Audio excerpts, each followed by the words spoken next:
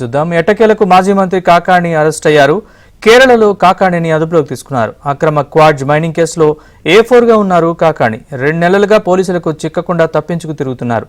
ఈ క్రమంలో ఎట్టకేలకు కాకాణిని కేరళలో అరెస్ట్ చేశారు. రేపు నెల్లూరు కోర్టులో ప్రవేశపెట్టనున్నారు.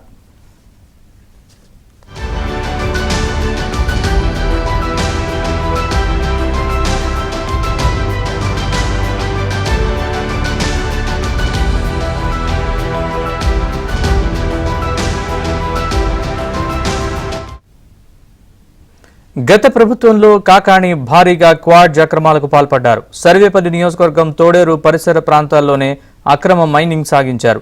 భారీ ఎత్తున పేలుడు పదార్థాలు వినియోగించారని, క్వారీల యజమానులను బెదిరించి భయపెట్టి తరిమేశారని కాకాణిపై ఆరోపణలున్నాయి. దీంతో కాకాణితో సహా 11 మందిపై అక్రమ క్వాడ్జ్, భారీగా పేలుడు పదార్థాల వినియోగం, అట్రాసిటీ కేసులు నమోదయ్యాయి.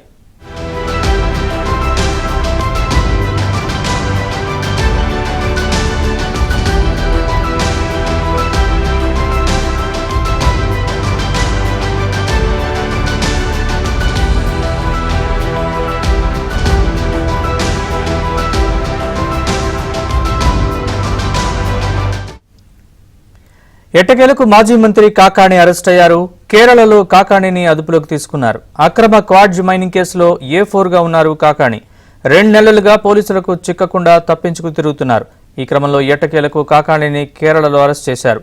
రేపు నెల్లూరు కోర్టులో ప్రవేశపెట్టనున్నారు.